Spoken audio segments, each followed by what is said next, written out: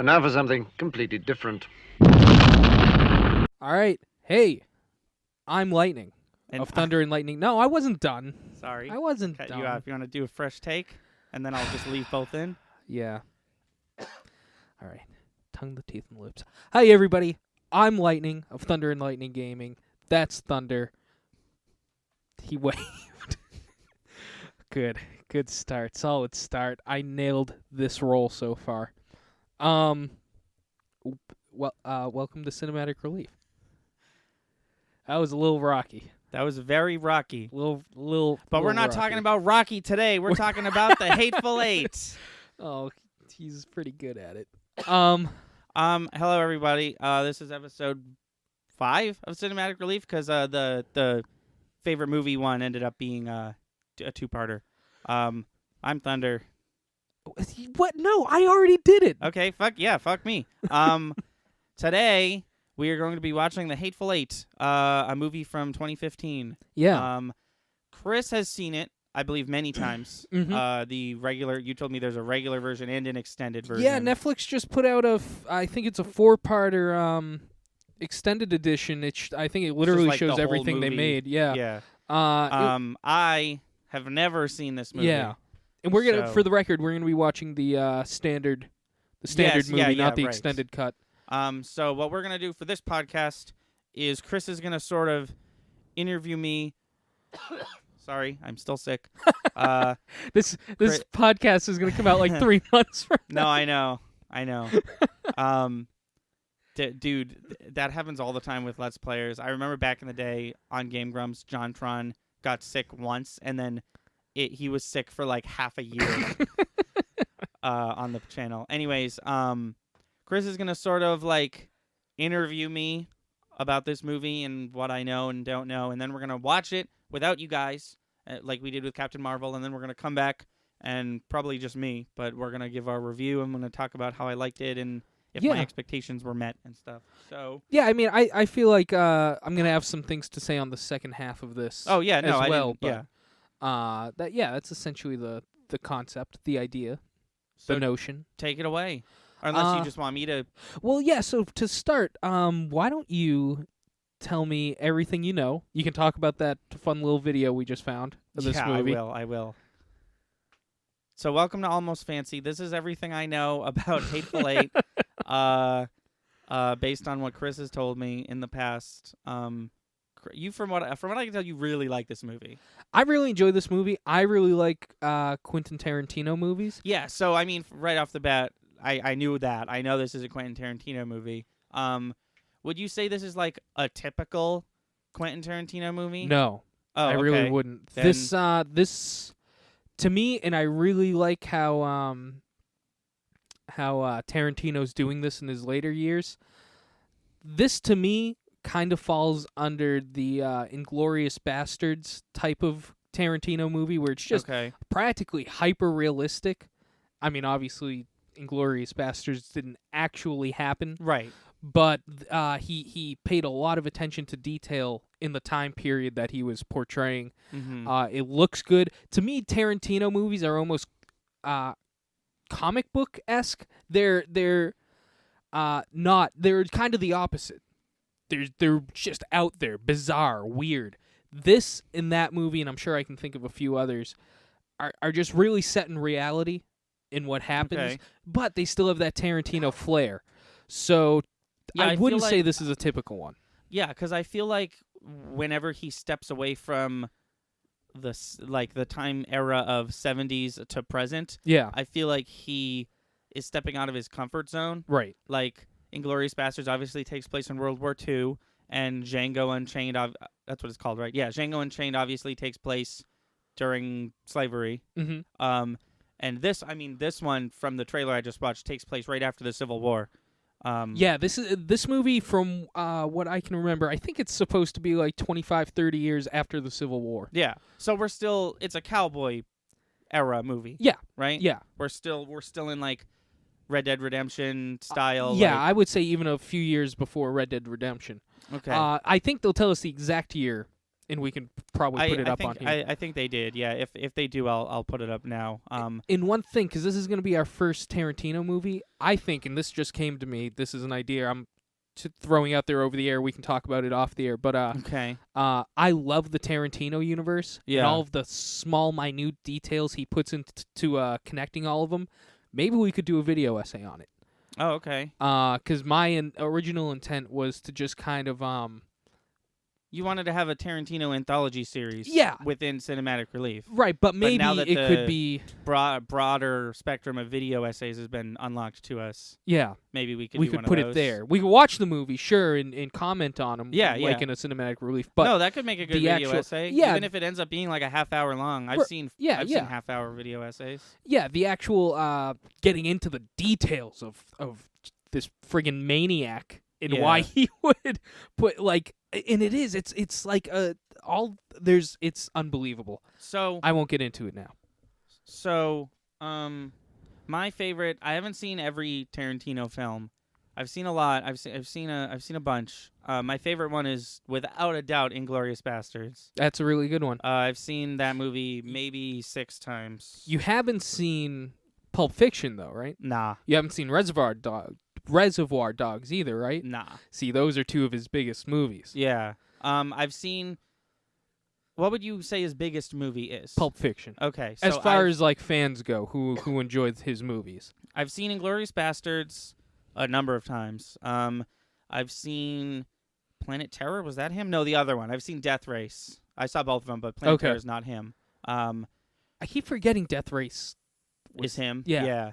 Because the other one's Robert Rodriguez. Yeah. And then From Dusk Till Dawn is a Rodriguez film, but he's in it. Yeah. I've seen that. I do like that movie. One can only imagine he played a role in, some of the bits and pieces of that movie. Because it just screams Tarantino. Of what movie? From Dusk Till Dawn. No, he's a main character. No, I know he's a main character, but I'm just saying on the writing end, I'm sure he did something. And I've seen Kill Bill 1 and 2. Yeah, those. And I've seen Django Unchained. Kill Bill is right up there with Pulp Fiction. Yeah, that's what I thought you were going to say. It's right up there. To me, those are, as far as the fandom goes, I think it's Pulp Fiction and Kill Bill. Those are the 2, everybody talks about. Yeah.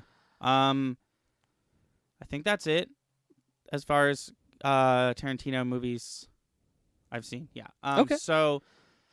Yeah, let's bring it back to this one, though. Yeah, give me some of the plot that you know. So as far as this movie goes, based on what you've told me and based on that trailer that I just watched, which was maybe the most perfect trailer for me to watch, because there was a 3-minute long trailer and it had Sam Jackson's face on it. And I was like, maybe not that one. I don't want to give too much away, because now that this movie's out and I'm not seeing a trailer in theaters, I'm in control of how much trailer and spoiler I can consume. Right. So I found one that was called teaser trailer, and there was no footage. I'm gonna put a little bit of it right here.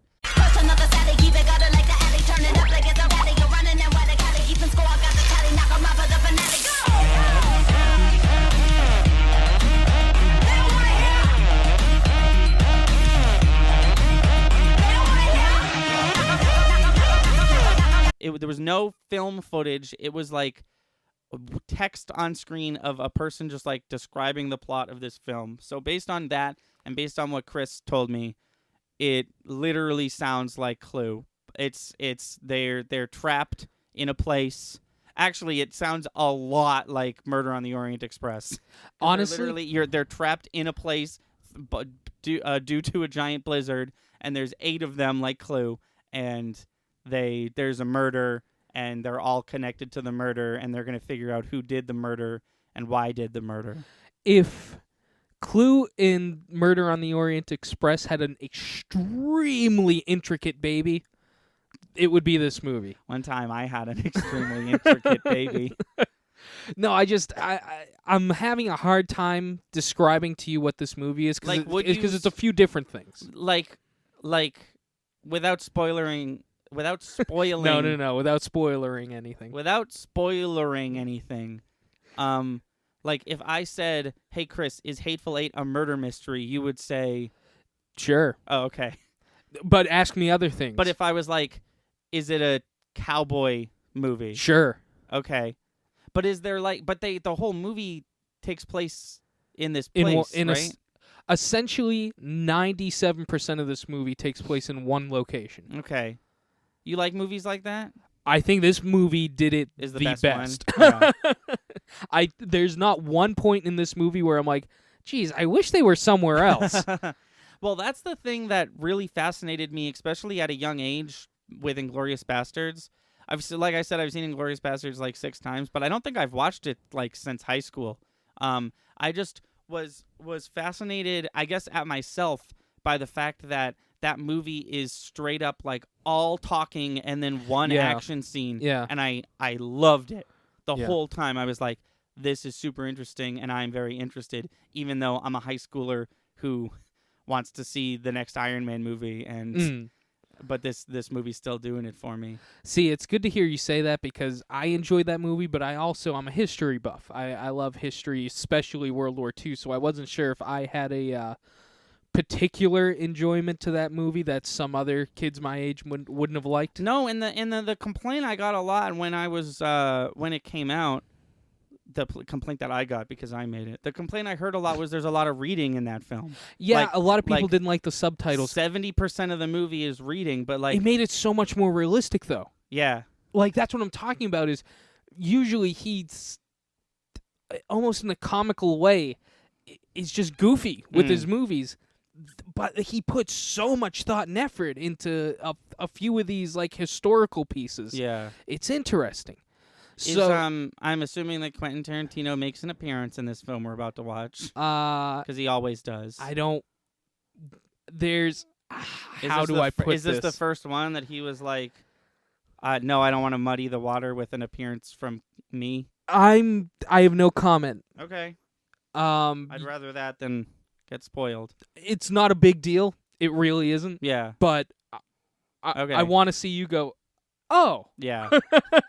From what I saw, there's one woman character. Yes. Main character, yes. Every one of the 8 had like a little nickname that Yes. the trailer gave them. So let me give you and one of them was Bear Puncher or Pig Puncher, something like that. Cow Puncher. It yeah. was Cow Puncher. So let me give you a quick synopsis. There's Kurt Russell's character. He's a bounty hunter. With him, the female character is his bounty. He just got okay. her. She's worth like 10,000, which is huge money back then. Yeah. Don't tell me too much. I'm just giving you background on I'm just giving you literally essentially what that video gave you. Few more words though. Oh, okay. Sam Jackson is another bounty hunter.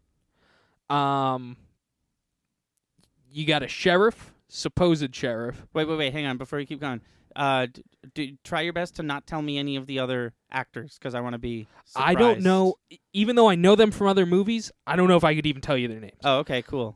So it all works out. Good. I forgot you're terrible with Yeah, I'm awful actor with names, names. so I Yeah. picked a good person to do this little speech. So there's supposed sheriff, the hangman, the executioner. Yeah, I saw that. I was confused about that Well, there's from the little video. But as far as like there's 2 hangmen, but one of them it's literally a nickname he has in the movie. okay, The guy I'm talking about is literally the executioner. okay, How many is that so far? like 5. I don't know. Kurt Russell. Please tell me girl, about Sam Cow Jackson. Puncher. There's There's the Mexican. I remember there's that. the Mexican Senor Bob. Okay. There's Joe, Cowboy Joe. He's Okay. the cow puncher. Okay. He's literally a cowboy. Okay. Um Why do I feel like Cow Puncher is gonna be played by that guy from oh Christ. I think it's Sons of Anarchy. There's a character who's transgendered. I'm not going to say anything. Okay. I mean, you're wrong. Oh, okay. But do you know I don't know anything. I know Sam Jackson's in this movie. that was amazing what you just said. I'm gonna get the actor's name. You can keep talking. There's 2 left. There's sorry. OB, he drives the wagon the 2 bounty hunters are in. Okay. And then I can't remember his name, but there's an old Confederate. Literally, he's from the Civil War, a Confederate general. I think he's a general. Okay. And those are the characters. This is not. Sorry. Keep going. No, it's just those are the characters in it. And then that's pretty much it. I mean, that's without going into any further detail. That's what I'm willing to give you. What do you think happens? Walton Goggins. Okay. The actor I'm thinking of is Walter Goggins. And you just picked him out of a hat He to be in this movie? the only words you said were Cowboy Joe. He's the cow puncher, and that's who I thought of in my head when you said that. And you pulled that actor out of a hat. Yeah. You know nothing. Tell me every actor you know that plays in this movie. Yeah, there he is. Sam Jackson and Kurt Russell. That's literally it. I thought Denzel Washington was in this movie. But That's right. You did start with Denzel Washington. No, but I think I'm thinking of Magnificent Seven because all these fucking movies have the same. No, that's goddamn fair. title. That's fair. And it's also a cowboy Chris movie, Pratt's right? not in this movie, right? That we're about to watch. No, Chris Pratt is not. Yeah, in this he's movie. from Magnificent Seven. I'm just getting confused because there's Hateful Eight and there's Magnificent Seven. Fantastic Four. That's a yeah. But then there's the Adam Sandler one. There was like a comedy. Is that not Magnificent Seven? No, that's what I was thinking. No, Magnificent Seven's an actual like cowboy. I think it's Magnificent Nine. I think I just saw a thing for it. It's 9. It's not Magnificent. Hang on. Let me what's the name of the dude who played the werewolf in Twilight? Oh, I don't know. Taylor Lautner. He was in that film, right? Sure. What's the film called? The film is called The Ridiculous Six. There you go. So they're all, I think The Ridiculous Six and The Hateful Eight, the title is a parody on Miraculous Seven. Because The Miraculous Seven's like an old-ass movie. Okay. And they remade it again, and it was kind of bad when they remade it. That's the movie I was thinking of with Chris Pratt and Denzel Washington. I don't think I know quite as much as I thought I knew about this Cowboy Blizzard movie that we're about to watch. Okay. But do you have any theories? I did cold call Walter Goggins. So not quite. We'll see how he ends up being in this movie. I just can't believe you pulled his name out of nowhere. I mean, he's perfect. Like if you were sitting down, like, all right, we're making a cowboy movie. Let's get the guy with the Savannah accent, the only living human being who still has one. Let's get him to be in it. That sounds perfect to me. Wasn't he also in Ant-Man 2? Yeah. And he literally played the character he always plays. Yeah. I mean, he's the last living person as far as I've never heard another like modern day human being with that accent. Do you think he fakes it? Do you think he hands it absolutely. up? Oh, I've heard him. He's definitely got a drawl, if that's what you call it. Yeah. He's definitely got like a lazy voice, if that's But what you want to refer to it. No, he can ham it up. He can really give it to you. Well, it's getting him. Oh yeah. Jobs and he does it magnificently. Honestly, I kind of thought it was a fake accent till I was like, nobody actually talks like this, right? And then I saw him, and I was like, oh my god. Any theories before we get to watching it?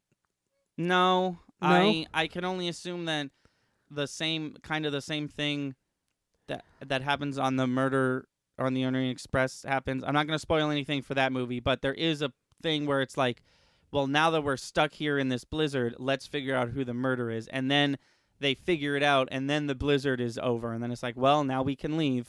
And that's my only theory that I can only assume. It only makes sense that it's like, well, blizzard's in, time to solve this murder. And then it's like, we solved it, or we didn't solve it. Blizzard's done. All the characters walk away like the end of Watchmen, and, and then the movie ends. Okay. And then there's 18 minutes of credits. All right. Well, we can get you... Fair enough. I feel like you did a pretty good job. You ready to put the movie in? Yeah. By put the movie in, I mean put on Netflix? Hey, what do we do with this audio if we go to Netflix and it's not there anymore? Go to Walmart and buy the movie. All right, we're going to go to Walmart. We'll be right back.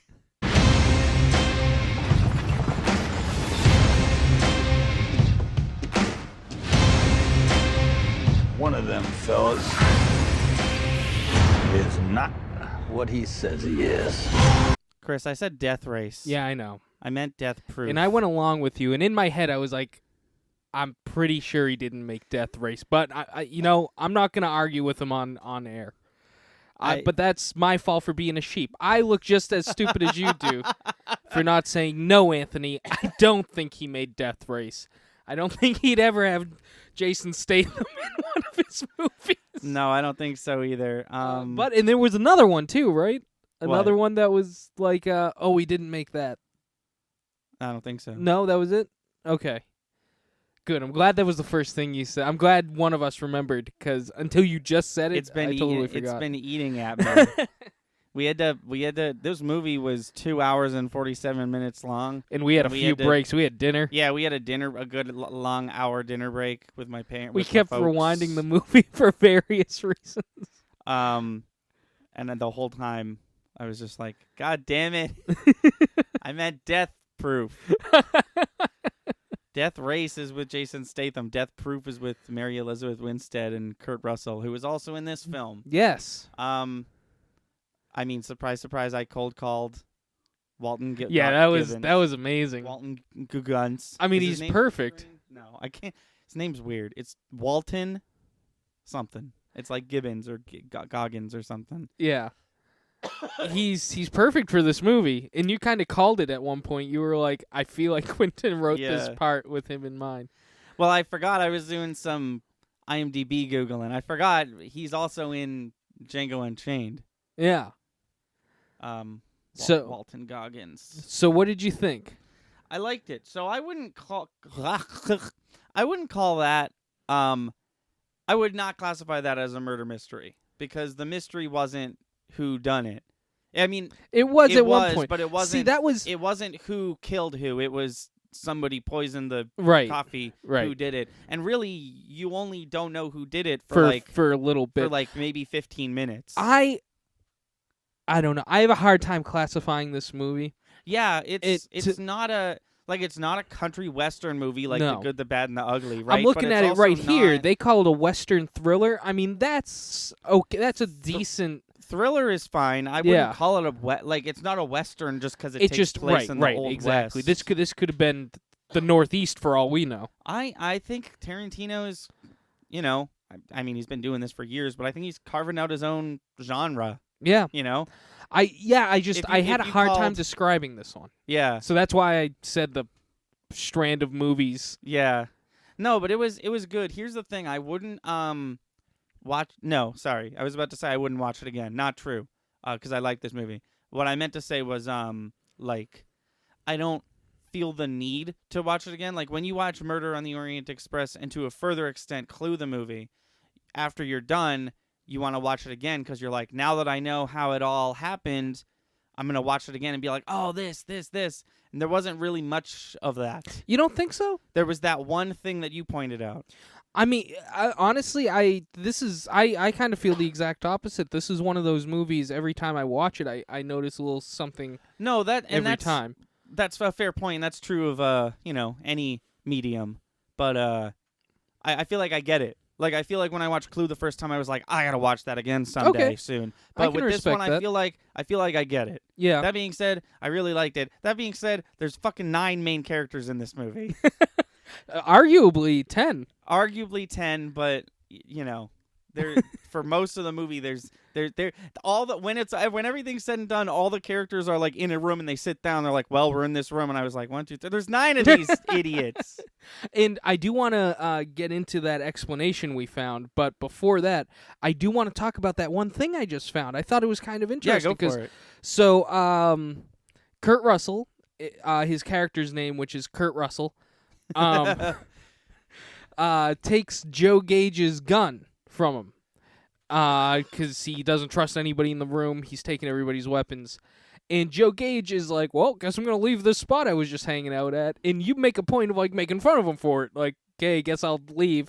And I was laughing, too, until he sat down. And I was like, oh, that chair has a gun hidden under it. And in the moment, I was like, I can't spoil that for Anthony. He doesn't know it yet. See, that's probably the only... I mean, there was a couple things like the candy, but like I got the candy. Right. They explained didn't that clean up every single bit of candy and stuff like that. There was a lot of, I mean, there's always going to be with movies like this, but there was a lot of parallels to Murder on the Orient Express. Well, that's what I was saying. There were certain themes, even though it wasn't the same genre, there were themes of those movies that popped up in this one. Yeah. Even, there's a character in Murder on the Orient Express played by Willem Dafoe who has an accent. Yeah. And then when he gets found out, he just stops using his accent. Yeah. Because it was fake. And the same with Tim Roth. So here's what I wanted to talk about. So the movie starts very slowly, just like every Tarantino film. This movie I think could have been a good 2 hours 15 minutes. Yeah. But there's just a lot of like Endgame was 3 hours, but it like is an action packed bullet train of a movie. This movie, the beginning dragged. When Sam Jackson and Kurt Russell were meeting each other, I was like, okay. And then they started talking about each of their individual professions, and then they started talking about how important the lady was, and then they met the sheriff, played by Walton Goggins, and I was like, I was losing it. Then he started talking about how he's going to be sheriff and how he hates black people or whatever the conversation led to.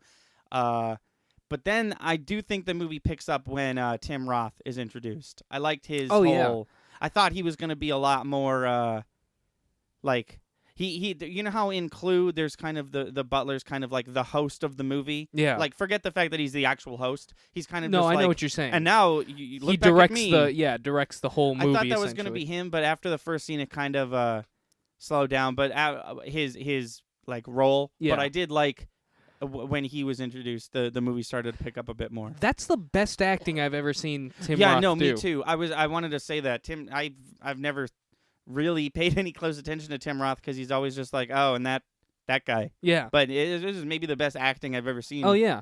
From him. I mean, I've seen arguably the three biggest movie season, Pulp Fiction, Reservoir Dogs, and The Hateful Eight. And I'm not saying The Hateful Eight is even. I mean, he was also in the Hulk. He was part of the MCU, which is arguably bigger than any of those movies. But this movie, the reason I'm saying it's one of his biggest ones is like he should be proud of this. He did a phenomenal job in this movie. In the other movies, Reservoir Dogs being the one where he's the main character, I'm like, he could have done better in Reservoir Dogs. Okay. But yeah, I thought he did exceptional in this. What are you looking up? What do you got over there? Nothing. Oh, okay. I thought you were gonna hit us with a fact.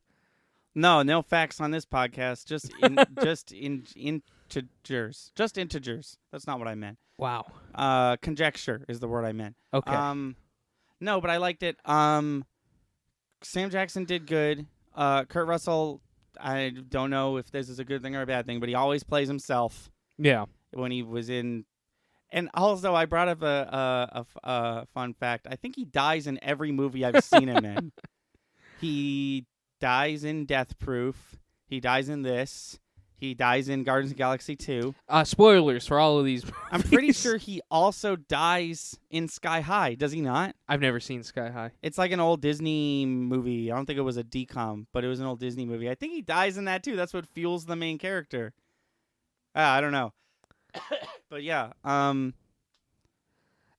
was gonna say something. I can't remember it now. I can't remember it. What were you gonna say, Anthony? No, it was really gross, but that was to be expected. Oh, that's what I just remember. What I was okay, gonna say. What were you gonna say? I'm sorry. I was gonna say you pointed something out I've always thought about, and you finally hit the nail on the head. Okay. The scene between Channing Tatum and the female lead, whose name is Jennifer Jason Leigh. Okay. Is weird.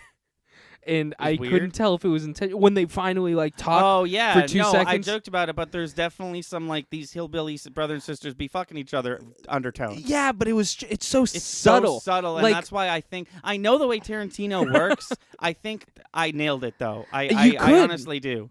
I honest to God, I'm not a freak like you, so I didn't think like. What the fuck? But no, I'm just. It was weird. I always thought there was a weird, almost romantic feeling when those two characters meet briefly. Do you want to know what? I always do that joke ever since Game of Thrones. Whenever there's a brother and sister, a fictional brother and sister on a movie or whatever, that get a little too close, I'm always like, oh, they fucking. The 3 times I've done it, I was right. I was right, I think, in this movie. I was right in Resident Evil Code Veronica X. Okay. And I was right in Riverdale. It's just a joke. I always nail it. Well, you got a weird eye for that. I guess. I don't know what that says about me. Hey, Chris, my throat's still a little Rocky. Later, when I do a Roger Ebert's Critic Corner, I'm not going to sing. I just wanted to. Do you want me to sing it? Do you remember it? Or are you going to make something else up? I kind of like both. I kind of like either. Not yet. I want to talk about the okay, Hateful Eight all more, right. but I just wanted to give you and the audience a fair warning. Yeah, hey, leave it to this guy. Okay, cool. So the movie was set up into chapters, which wouldn't have been weird, but there was more than 3. Like movies, like are 3 acts, and when it said chapter 1, I was like, oh, each act is going to be a chapter, and then there was 6 chapters. I think 7. 7? I think so. What a maybe 6. missed opportunity to have it be 8. Yeah, right. Maybe that was a little Tarantino inside joke. That the movie's called Hateful Eight, but there's 9 characters and 7 scenes. Yeah.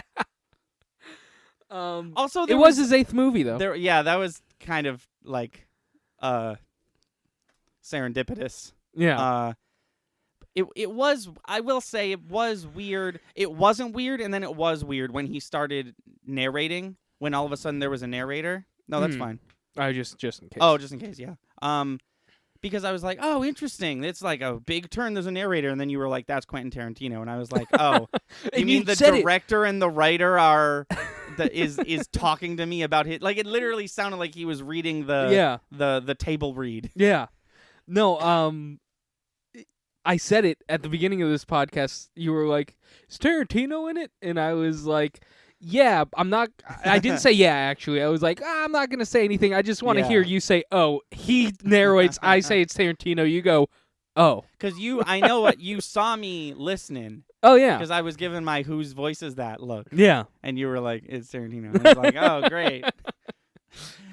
He didn't trust me to enjoy his movie enough. He needed to check in with me.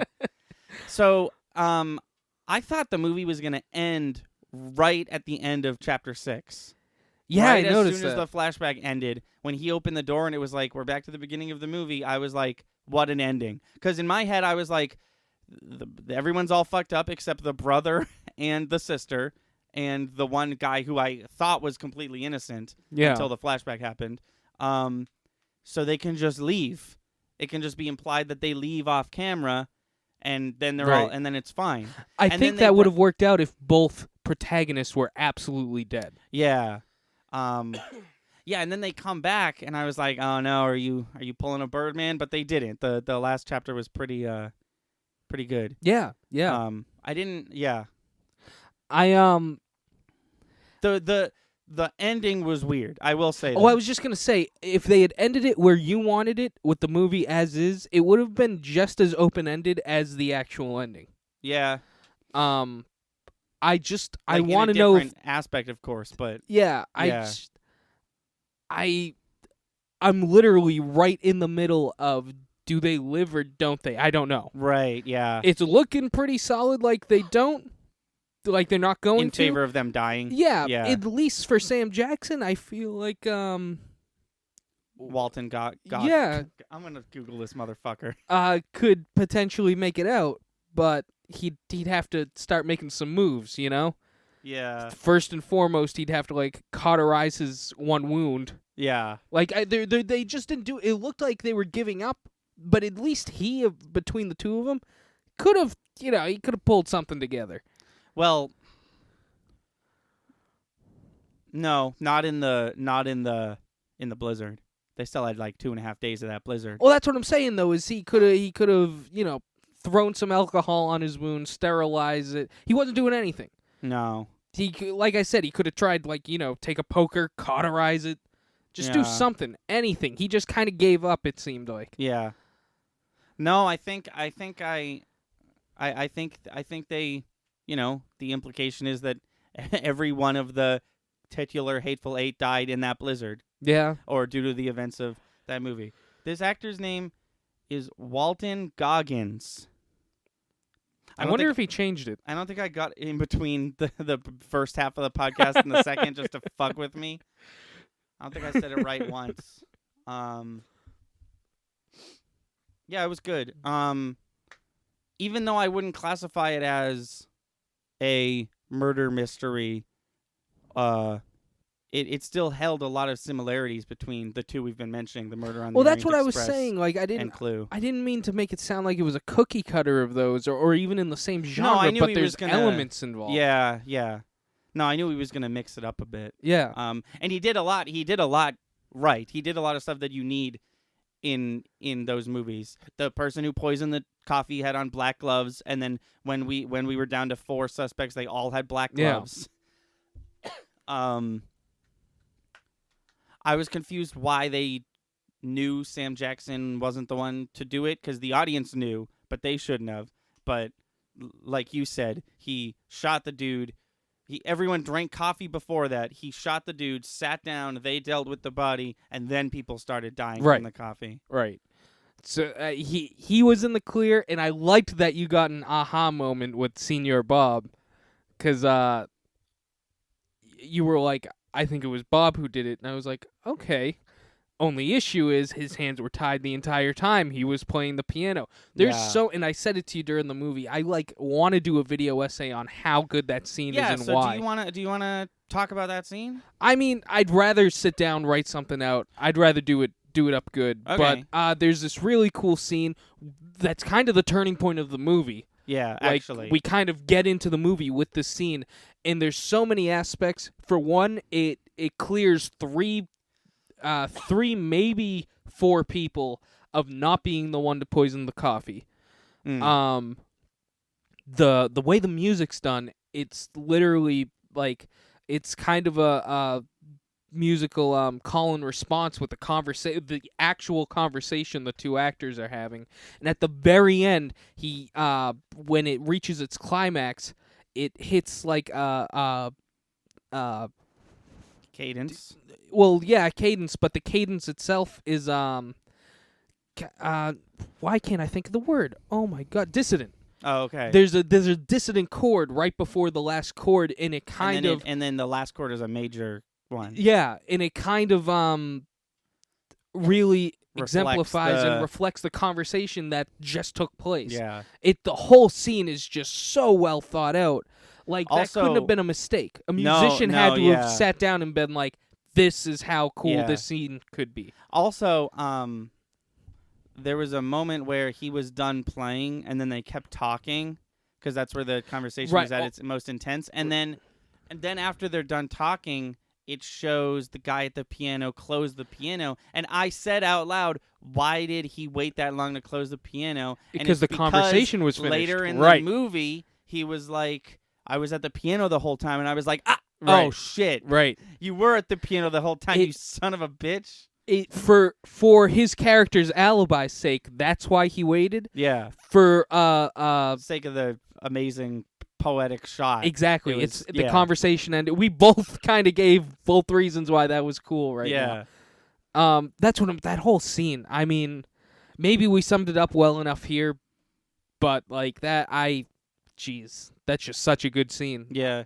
So it was good. This movie was good. Not my favorite Tarantino film. That's fair. It was like you said. It was like Inglourious Bastards in the way that it was kind of just talking, and like I was supposed to really be interested in every single conversation, and I was for the most part. There was, like I said, there were some conversations that kind of lost me, like the sheriff on the way there, especially in that scene, because I was like, I know they get to a restaurant or something soon. Just get there and get on with the movie, quote unquote murder mystery aspect of this movie. Just get on with it. Yeah. The intro, the introducing all the characters aspect of this movie, rather than taking 15 minutes, takes a goddamn hour and a half. But for the most part, all the conversations they're having are pretty interesting. And kept my even when they were detached from each other, like if someone had like the conversation they were having about like, show me your papers. Well, let me show you my papers. That was really interesting, even though it almost had nothing to do with the rest of the movie. Yeah. And it turned out to be fake, because that guy wasn't actually the hangman. Which is the only death we don't see on camera. Oswaldo Mowbray is a real person. Oh, and they took his name. True. Yeah. Yeah, that's interesting. I missed the significance of the door. How did the door get broken? So there's one guy who's working there. There's Sweet Dave. There's the general, and then there's that one worker who gets shot. in the back Yeah. room. Yeah. So while everybody's getting shot up, he flings the door open like he's just working. He's got a bunch of stuff in his hand, Yeah. and he throws all the stuff, tries shutting the door, and Senior Bob just starts shooting rounds into the Oh, door. with the yeah, gun like yeah. this. Yeah. The old cowboy style, just keeps cocking it and Yeah. shooting at the door, and so he busts the door doing that. And what was their? I think this is the part I missed. What was their excuse at the beginning of the movie for the door being busted? Sam Jackson asks Bob, who's the idiot who shot the door, and Bob says, just shut up and help me close the door. Oh, okay. That's why I missed it. Yeah. Because the character told me it wasn't important. Right. And then it was. I think it's time. All right. He wrote some stuff, and then he wrote some stuff, and he wrote some stuff, and I don't remember the rest of the words, and his name is Robert Ebert. Nope, it's Roger Ebert, but that's fine. Clue the movie. December 12th, 1985. Oh, he did Clue? Good. Roger Ebert gives Clue the movie 2 out of 4 stars. All right, well, that's half of his stupid star system. Clue is a comedy whodunit that is being distributed with 3 different endings, which is sort of silly since it doesn't make the slightest bit of difference who did it. That makes the movie a lot like the board game which inspired it, where it didn't make any difference either, since you could always play another game. The way Paramount... Wow, he talks about these endings for a while. The way Have you Paramount not read this one yet? No, I never do any pre-pro for this one. Except Pokemon. Except the Pokemon one, yeah. All right. The way Paramount is handling its multiple endings is ingenious. They're playing each of the endings in a third of the theaters where the movie is booked. If this were a better movie... Wow. If this were a better movie, that might mean you'd have to drive all over town and buy 3 tickets to see all the endings. With Clue, though, 1 ending is more than enough. Wow. Wow. He doesn't like any movie. Obviously, if I looked up, Roger Ebert's review of Citizen Kane, I'm sure he'd fucking suck its dick all day long. Well, that was actually something I just wanted to bring up is maybe I'm wrong. Maybe it's because we live in a different time. But Tim Curry's a pretty, renowned actor. I feel like any classical critic is gonna give it some ups because they got Tim Curry to be in it. Maybe I'm Yeah. wrong though. Maybe Tim Curry was the friggin' Adam Sandler of the '80s. I don't think so. I feel like he always brings it and gives it a pretty elegant take with whatever he's doing, even if it's supposed to be funny, like Clue. Yeah.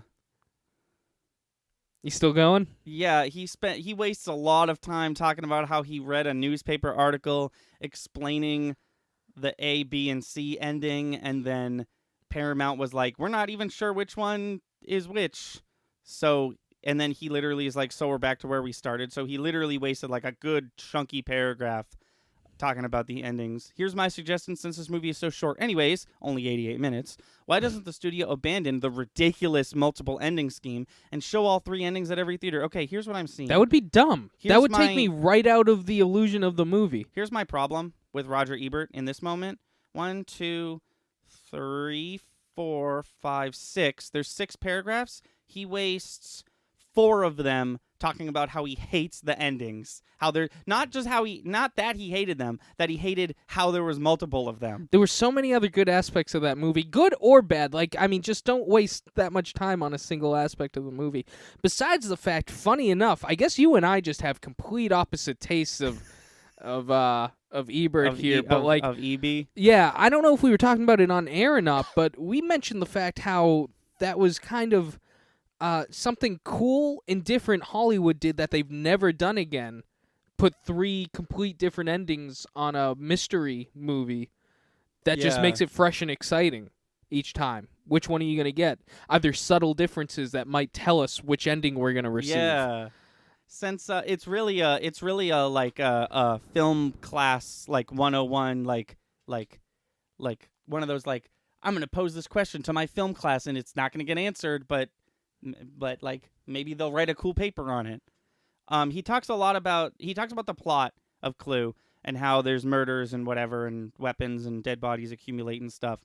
And then he says, since none of these events have the slightest significance, the filmmakers have attempted to make Clue into a screwball comedy with lots of throwaway gags and one-liners. Some of these moments of comedy are funny, most are not. The cast looks promising. He lists the cast. But the screenplay is so very, very thin that they spend most of their time looking frustrated as if they'd just been cut off right before they were about to say something interesting. He realizes that this is an entire movie based off of a board game from the 20s, I think right? he pre-hated it. I think he was like, a board game movie? Oh, yeah.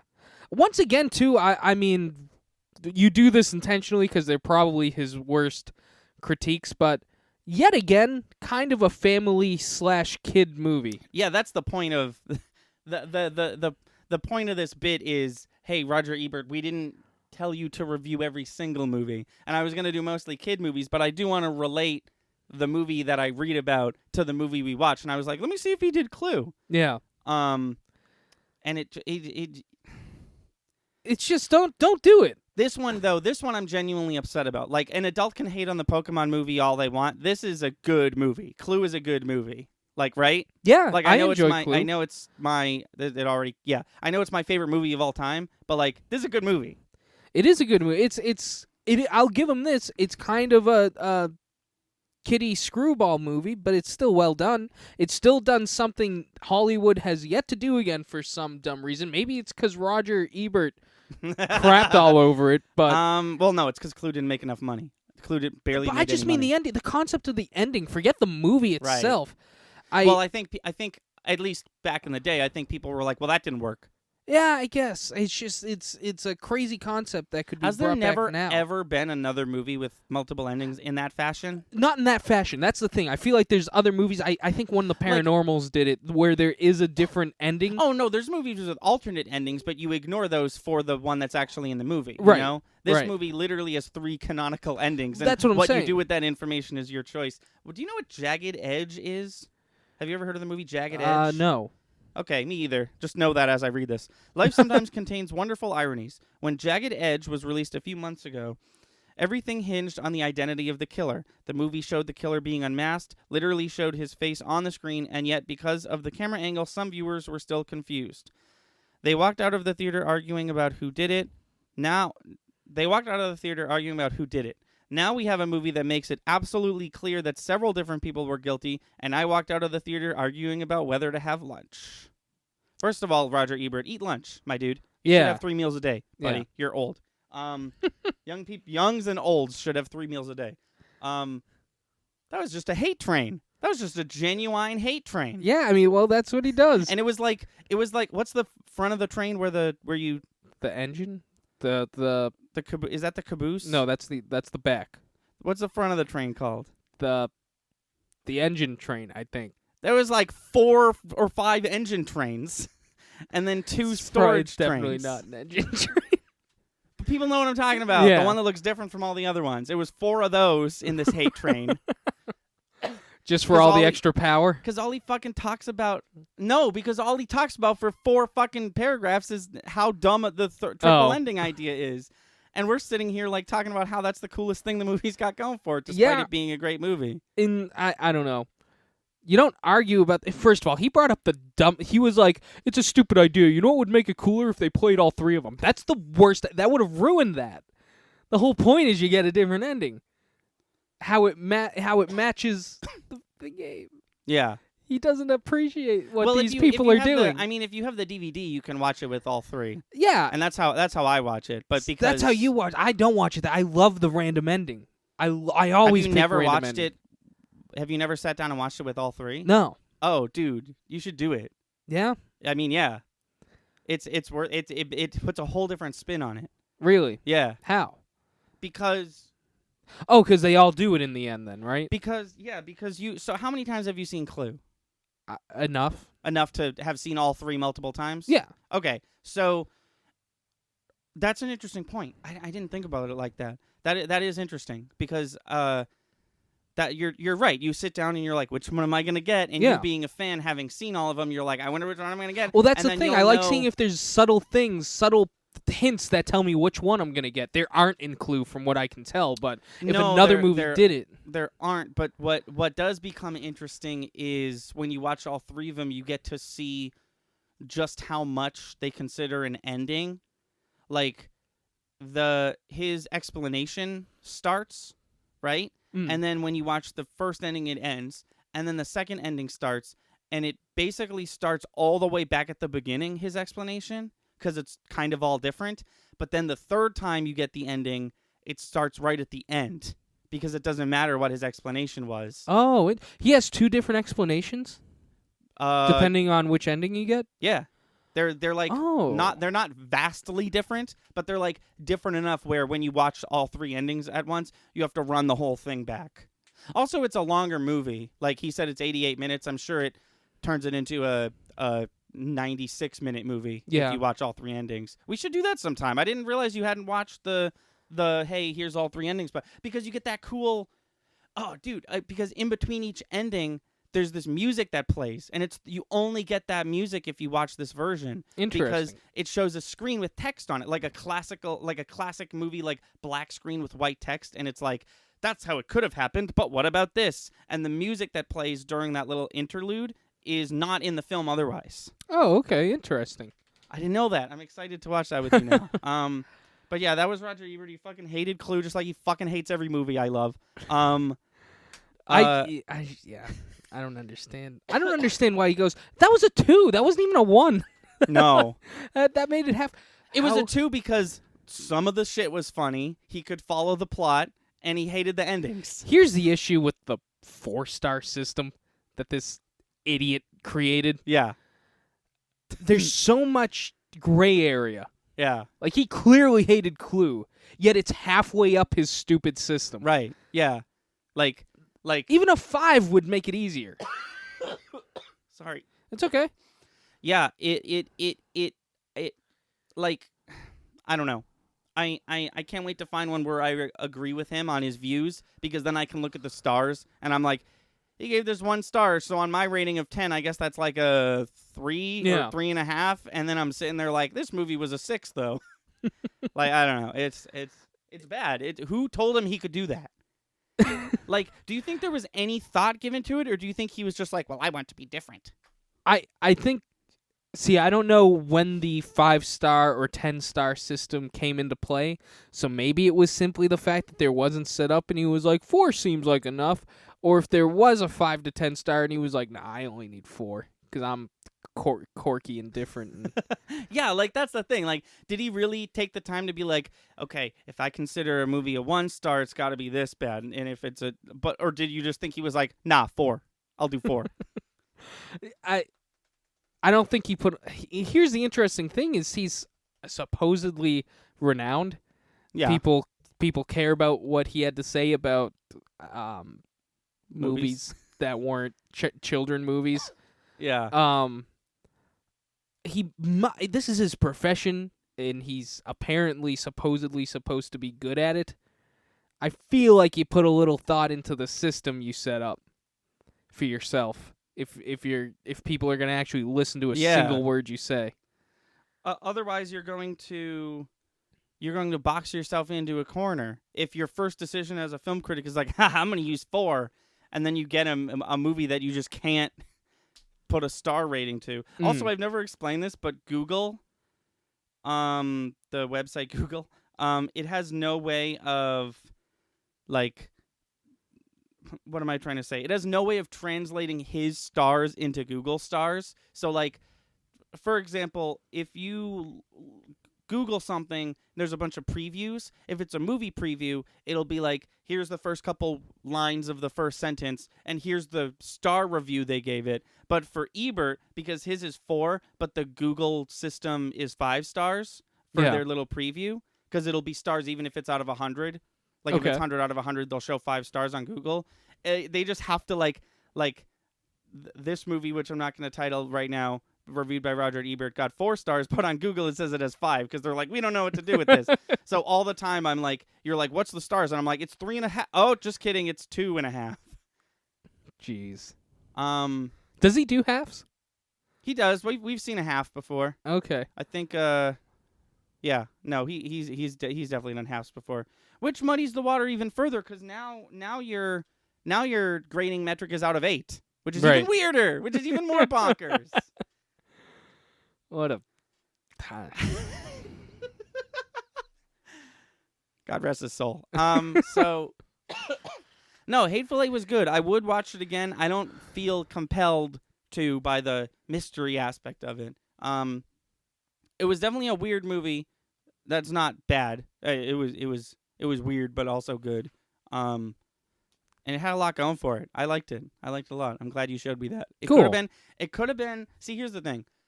One of the first things I said was that this movie could have been shorter. What does the extended version like even add? Honest to Like God, the way you've just explained it, the extended version's 4 hours. a little under 50 minutes. 4 episodes, 50 minutes each. Okay, so it's 3.5 hours. Yeah. Or 3 hours 20 minutes. It- rather. Like, what does it add? Like Lord of the Honest Rings. to God- Lord of the Rings added a good 15, 20 minutes to each movie. And they were all important. They were all super important, Yeah. super interesting, and each extended scene I get to in Lord of the Rings, I'm like, why wasn't that in the fucking movie? Yeah, That's oh, the yeah. best scene. Well, there's one. It kind of puts the fact that it's not in the movie is kind of a huge plot hole. Which one? The mouth? No, the fact that oh my God, Describe the character to me. the other wizard, Sauron. Saruman. They're so similar. Yeah. The fact that Saruman doesn't die. I never, when you told me that, I never knew that wasn't an extended one. I Yeah. guess I've always watched the extended Why ones. wouldn't it be in the movie? Right, It's yeah. 5 extra minutes. Right.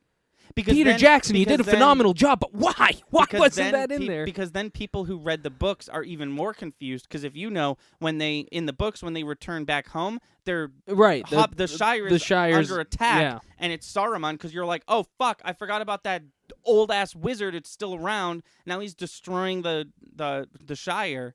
But in the movie, it's like, hey, we're changing this. How are we changing it? Well, we just killed Saruman. So Do you think that's why? Do you think it was because he knew he'd either have to make a 4th movie to add on the invasion of the Shire, or do you think?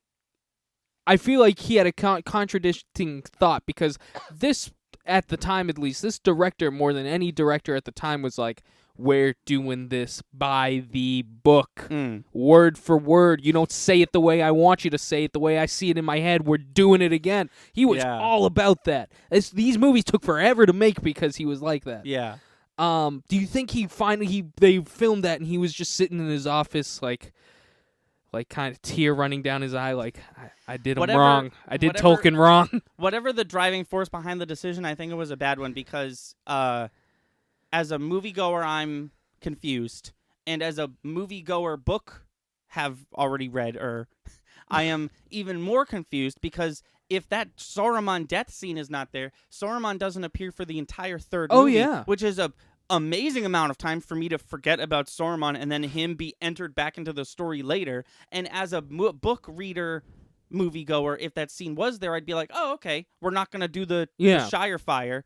And The when Shire- I that's didn't even the- do that on That's the purpose. best one. And then at the very end of the Return of the King, when they go off into heaven or whatever the fuck it is, I'm like, oh, this is a nice new ending that he wrote. Right. That was in the book, obviously, but like the whole. That's how Yeah. the movies end. Right. So what did the Hateful Eight add in terms of like?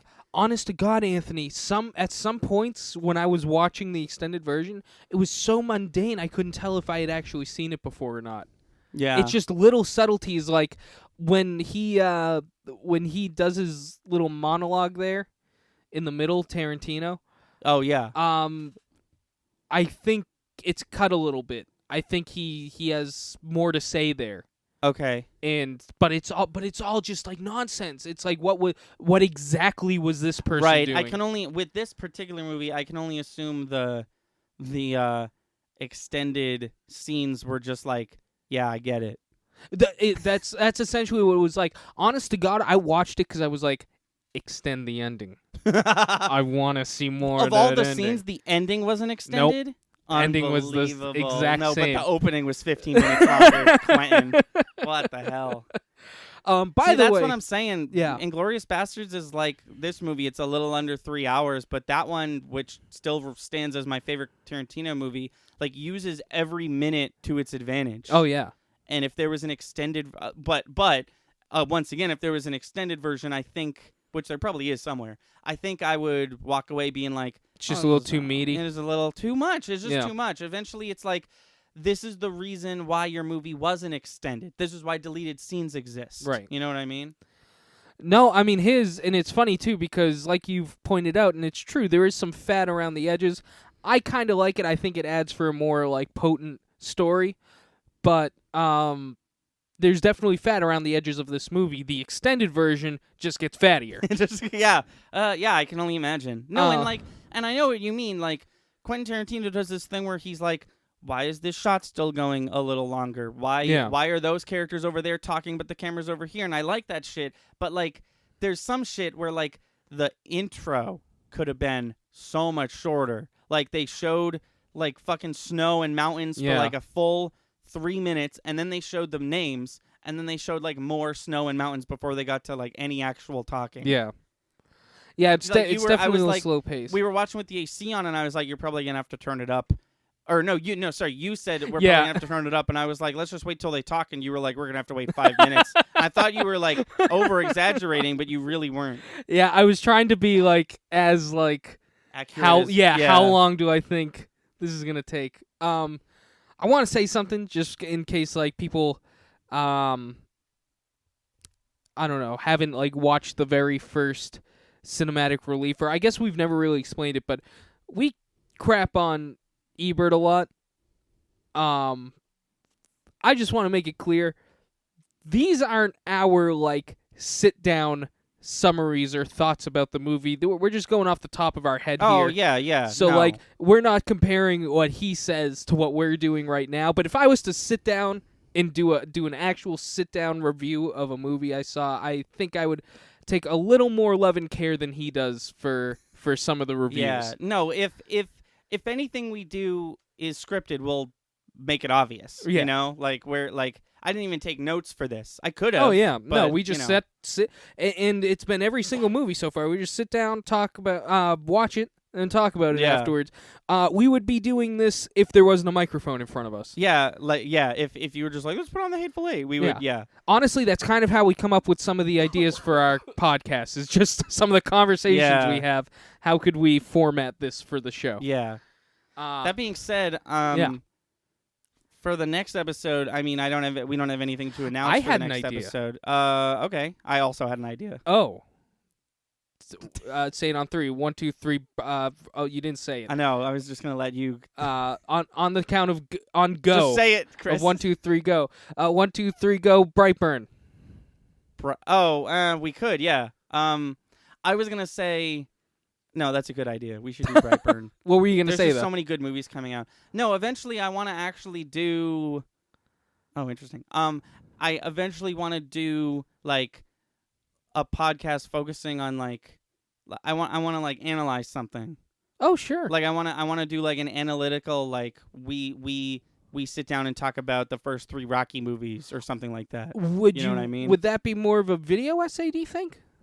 It could be, but I think if the whole I think I want cinematic relief to be like a grab a bag. And so far, it's pretty much been like the top 10 movies was cool, but other than that, we've just been doing reviews. Okay. And I think if rather than doing reviews, I guess still kind of a review, but if we pick a movie or like a series of movies that we can just like get in front of a mic and be like, here's the notes I took, here's what I like, here's what I don't like from these movies, and then like, oh, that's interesting, Chris. Why did you like this? Because I have it on my list that I did like this. You know, stuff like that. Yeah. I think that would be good too. We could do that. But we apart from this podcast, we have made plans to see Brightburn, the two of us. So look out for that. Yeah, but I like the idea you just had too, though. That we could definitely talk about that. Yeah. I feel like the verdict's still out. I feel like we could do a really good job of sitting down and doing a write out a video essay for that. Yeah. Might be cool. But either way, We could do both, honestly. We could like I can only imagine that not everyone who shows up to the video essay shows up to the podcast. So Yeah. we could literally do like that might actually be interesting if we do our brainstorming session as the podcast. Yeah, if we like, so let's do the like just for the sake of this conversation, let's take the example I gave, which was the first 3 Rocky movies. Let's say we do those. We literally watch them again, maybe separate or together or whatever. We sit down in front of the mics. We talk about what we want to talk about in the video essay. We turn the mics off. We write a script. We record the video essay. We release the video essay, and then the next week we release the podcast, because it's like, now look at the behind the scenes stuff. Just so it's not. Okay, just that's so it's an like, interesting if idea. they do show up to the podcast, it's like, now I'm bored watching this video essay. I see. So, okay, podcast is the behind the scenes stuff that comes out after the. Yeah. All right. We plan That'd it be in a really we plan it interesting in idea. We plan it in a way where whichever Sunday the video essay drops is the Sunday before the Wednesday that the Yeah. brainstorming cinematic relief. No, I goes like up. that. Hey, you know what? Believe it or not, we have other people listening to this conversation. So, Yeah. all of you who are listening, who saw our one marvelous scene, what we did for that, apparently there's a decent amount at this point, and we got some good responses off of it. Tell us what you think. If that would be a cool idea or not. I certainly think it is. I think either way we're gonna do it, but I'd definitely like to hear more from you people and what you think, what you like. Yeah. No. Like with anything we do, leave comments and give us suggestions, and we'll probably take them into consideration. Because right now we're just doing whatever we want to do, baby. Yeah, exactly. Yeah. Cool. So, that's gonna do it for us. We went a little over an hour. So, All right. but yeah, that was Hateful Eight. Next week, who knows? Or next week's almost fancy. But next cinematic relief, we're not sure. Because we record these very infrequently. Yes. But hope you enjoyed it. If you did, leave a like, leave a comment. Tell us what we got right. Tell us what we got wrong. Tell us how you liked it. Tell us how you didn't. And with that, I'm Ben Thunder. And I've been lightning. Thank you for calling me out on that.